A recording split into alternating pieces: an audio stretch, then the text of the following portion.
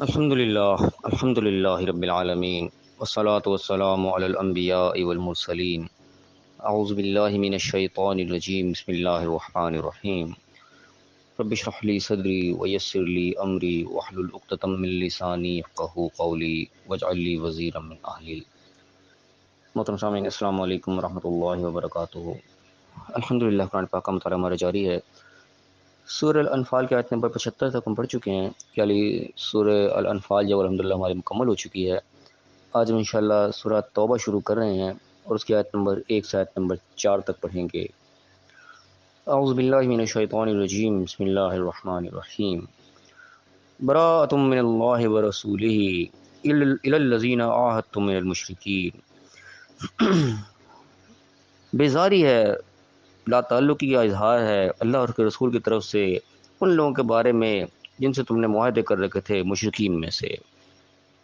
اب یہ سورۃ توبہ جو ہے قرآن پاک کی واحد صورت ہے جس کے پیچھے بسم اللہ الرحمن الرحیم جس کی شروع اندر نہیں لکھی ہوئی۔ ہم اپنے عادت کے مطابق روٹین کے مطابق بسم اللہ پڑھ لیتے ہیں، لیکن اس کے اندر بسم اللہ نازل نہیں ہوئی اللہ کی طرف سے۔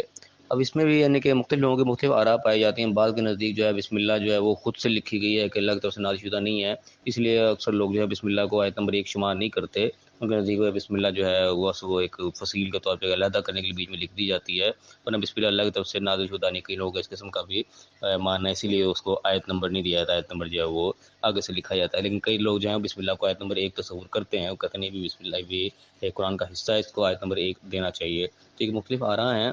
تو بعض کے نزدیک یعنی کہ اس میں بسم اللہ نہیں لکھی ہوئی، تو شاید اس کی یہ وجہ ہے کہ یہ کوئی غصے میں نازل ہوئی صورت ہے، اس لیے اس کے پیچھے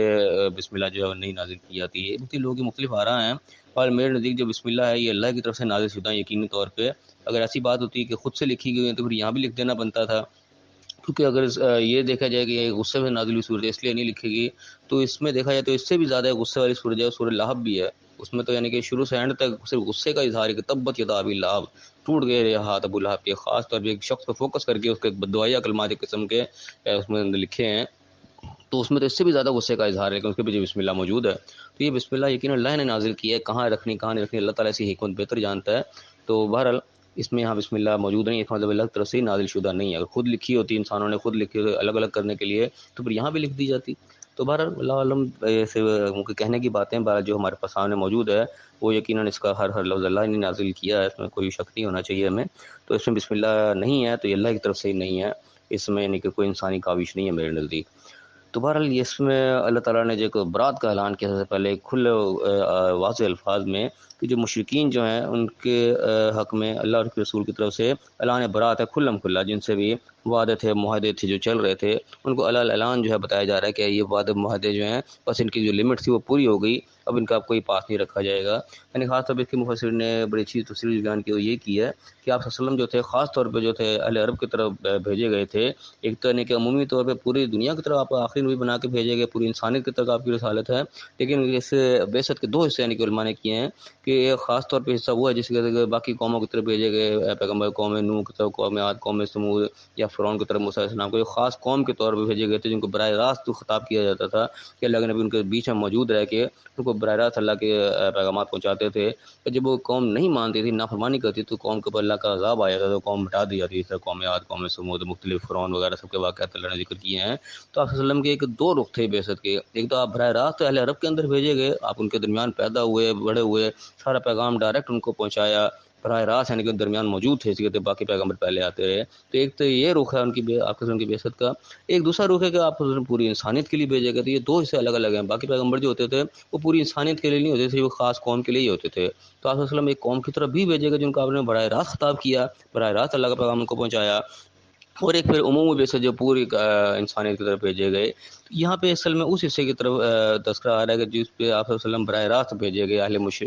مکہ جو تھے، مشرکین مکہ، جن سے آپ نے ڈائریکٹ اللہ کا پیغام پہنچایا، براہ راست ان تک اللہ کا پیغام پہنچا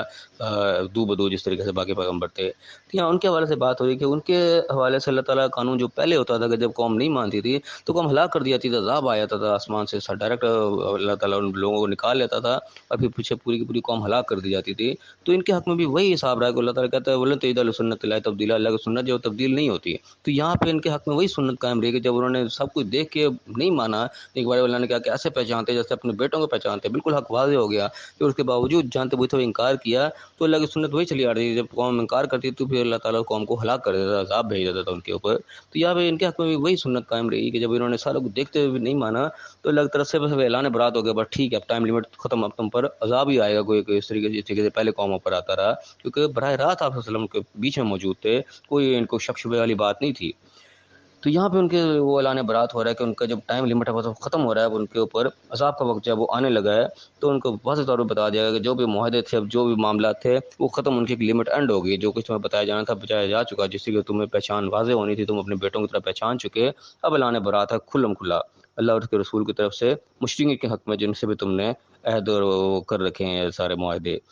کیا کہہ رہا ہے اللہ تعالیٰ کہ فصیحوا فی الارض اربعۃ اشہر، اب 4 مہینے کا ٹائم دیا جا رہا ہے کہ پھر لو زمین پہ، گھوم پھر لو، جو بھی تم نے اپنا شوق پورا کرنا کر لو 4 مہینے تک۔ وَاعْلَمُوا أَنَّكُمْ غَيْرُ مُعْجِزِ اللَّهِ، جان لو اس چیز کو تم اللہ کو ہرا نہیں سکتے، اللہ کو تم عاجز نہیں کر سکتے، یہ نہیں کہ تم اللہ کو ہرا کے آگے نکل جاؤ گے، اللہ کو تم جو ہے وہ نہیں ہرا سکتے، ان کو عاجز نہیں کر سکتے، اللہ کو تھکا نہیں سکتے۔ وَأَنَّ اللَّهَ مُخْزِي الْكَافِرِينَ، اللہ تعالیٰ کافروں کو رسوا کر کے رہے گا، یعنی کہ حق جو ہے وہ حق واضح ہو کر رہے گا، دنیا دیکھ رہے گی حق یہی تھا، جب جانتے بوجھتے تم نے حق کو ٹھکرایا ہے، چھوڑا ہے اس کو، تب وہ انجام جو ہے وہ دنیا کے سامنے واضح ہوگا، جیسا کہ پہلے ہوتا رہا کہ فرعون اور حامان اور قارون سب کو دنیا کی آنکھوں کے سامنے صفاتی سے مٹا دیے گئے، تو یہ سنت اللہ کی قائم رہے گی، اب یہ جو کافرین ہیں ان کو رسوائی جو ہے وہ ہو کر رہے گی۔ آگے فرمایا کہ اذان من اللہ ورسولہ الی الناس یوم الحج الاکبر، اذان ہے یعنی کہ واضح اعلان ہے، اذان جس طریقے سے کھلم کھلا اذان دی جاتی ہے، اذان کا لفظ یہاں پہ ہے کہ اللہ اور اس کے رسول کی طرف سے واضح اعلان ہے اسی کا الناس لوگوں کے درمیان کھلم کھلا یوم الحج الاکبر، حج اکبر کے دن، یعنی کہ واضح حج ہے۔ اب حج اکبر کے بارے میں بھی علماء کا یہ ہے کہ ایک تو ہمارے یہاں اس سے کہتے ہیں نا جمعے والے دن کو حج اکبر کہا جاتا ہے، یہ ایک گستاخی بات ہے، اس کی کوئی بنیاد نہیں ہے۔ حج اکبر اور اصغر وہاں پہ یعنی کہ عمرے اور حج کے حوالے سے بولا جاتا ہے کہ عمرہ جو ہے اس کو بھی ایک قسم کا چھوٹا حج کہا جاتا ہے، اور جو مین حج ہوتا ہے اس کو حج اکبر یعنی کہ کہا جاتا ہے۔ تو اس حوالے سے بات کی جا رہی ہے کہ حج اکبر کے دن جو ہے کہ سب سے بڑا حج، اس پہ کوئی کسی سے پوشیدہ نہ ہو جو کہ بات کوئی یہ نہ کہ بھائی ہمیں تو پتہ ہی نہیں تھا، حج اکبر یعنی کہ بالکل مین دن ہوتا ہے جو ہر شخص کے لمبے ہوتا ہے، وہاں ساری دنیا کے لوگ اکٹھے ہوئے ہوتے ہیں، اس دن اللہ تعالیٰ نے یہ بات کہی جا رہی ہے، کوئی چھپ چھپا کے نہیں، کوئی معاہدے خلاف ورزی نہیں کی جا رہی، کوئی توڑا نہیں جا رہا، واضح طور پہ بالکل اعلان کیا جا رہا ہے کہ اب ٹائم جو ہے وہ لمٹ آف اینڈ ہو گیا ہے، اب آر یا پار والا معاملہ ہے، یا ادھر ہو جاؤ یا ادھر ہو جاؤ۔ تو حج اکبر ہے جو اللہ اور اس کے رسول کی طرف سے واضح اعلان ہو رہا ہے، کیا اعلان ہے کہ ان اللہ بری من المشرکین ورسولہ، کہ اللہ بھی اور اس کے رسول بھی اب بری ہیں مشرک سے، اب ان کے ساتھ کوئی معاملہ نہیں ہے، اب یعنی کہ حجت تمام ہو چکی ہے، اب فیصلے کی گھڑی آ گئی ہے۔ اور کیا بتایا کہ فَإِن تُبْتُمْ، اگر تم توبہ کر لو گے، اپنی لائن کو سیدھی کر لو گے، تم بات تو پہچان چکے، جان بوجھ کے تم روگردانی کر رہے ہو، تو اگر تب پلٹ آؤ گے، توبہ کر لو گے، صحیح ہو جاؤ گے، فَهُوَ خَيْرٌ لَكُمْ، تو اس میں تمہاری بھلائی ہے، وہ آپشن تمہارے پاس ہے۔ وَإِن تَوَلَّيْتُمْ، اگر منہ موڑو گے، نہیں توبہ کرو گے، نہیں واپس پلٹو گے، فَاعْلَمُوا أَنَّكُمْ غَيْرُ مُعْجِزِ اللَّهِ، تو پھر دوبارہ بھی دہرائے گا کہ جان لو اس چیز کو تم اللہ کو ہرا نہیں سکتے، اللہ کو شکست نہیں دے سکتے، حق جو ہے وہ حق ہو کر رہے گا، اب جتنے لمٹ دی جانی تھی دی جا چکی ہے، اب فیصلہ تمہارے ہاتھ میں، بتاؤ کیا چاہتے ہو۔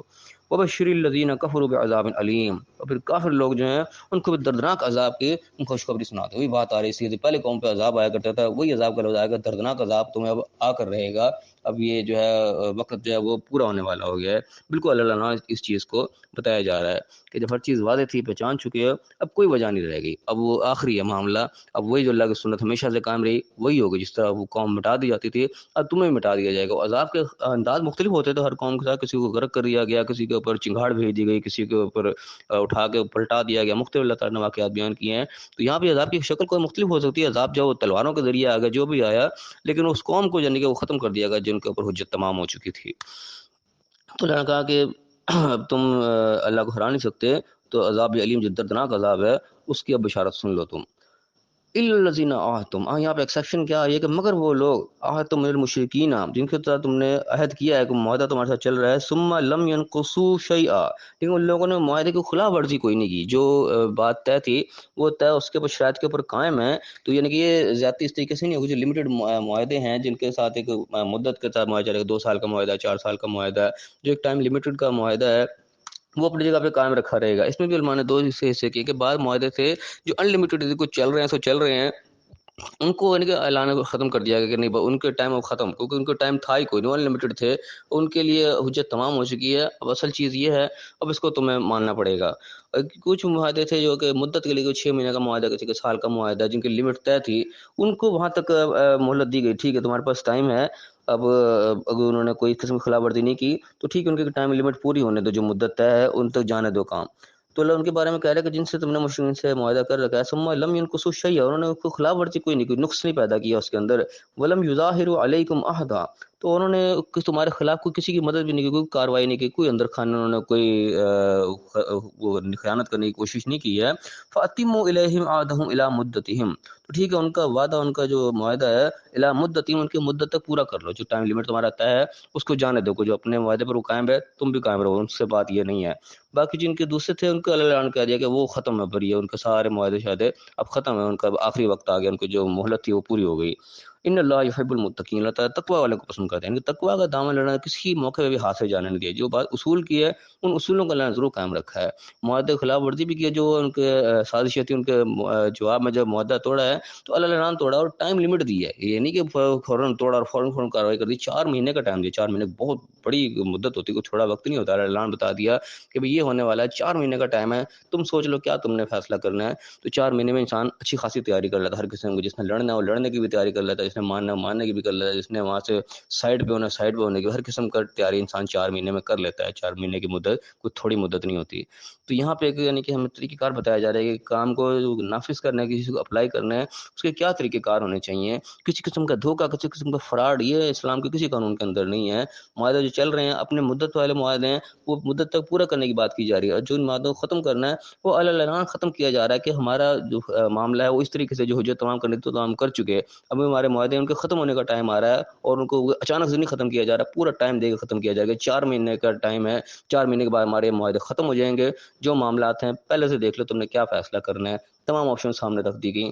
اب فیصلہ تم نے کرنا ہے۔ تو یہ اللہ تعالیٰ ہمیں سارا جو معاشرے میں رہنے والے طور طریقے ہیں، اللہ تعالیٰ ہمیں سمجھا رہا ہے کہ کس طریقے سے چیز کو اپلائی کیا جاتا ہے، کس طریقے سے اصلاحات معاشرے کے اندر نافذ کی جاتی ہیں، اب اس کے معاملات کو کس طریقے سے لے کے چلا جاتا ہے۔ تو اللہ تعالیٰ تمام چیزیں ہمیں سمجھا رہا ہے، اب ہمارا کام ہے ہم سمجھیں اللہ کے قوانین کو، اللہ تعالیٰ کیسے قانون اپنے نافذ کرتا ہے، کیسے معاملات کو لے کے چلتا ہے، ہم ان کے مطابق سمجھیں، اپنی اصلاح کریں، کیونکہ ہمیں بھی زندگی کے مختلف معاملات کے اندر قانون سازی کرنی ہوتی ہے، اپنے چاہے گھریلو معاملات ہو، معاشی معاملات ہو، ملکی معاملات ہو، تمام چیزوں میں ہمیں گائیڈ لائن ملتی ہے قرآن سے، ہمیں اللہ تعالیٰ توفیق دے کہ ہم اس گائیڈ لائن کو سمجھیں، اس کے مطابق اس کو اپلائی کریں جیسے اللہ نے ہمیں بتایا ہے۔ اللہ تعالیٰ ہمیں صحیح سمجھنے کی، صحیح عمل کرنے کی توفیق عطا فرمائے، اور دنیا اور آخرت دونوں جگہ کامیاب فرمائے، آمین۔ وآخر دعوانا ان الحمد للہ رب العالمین۔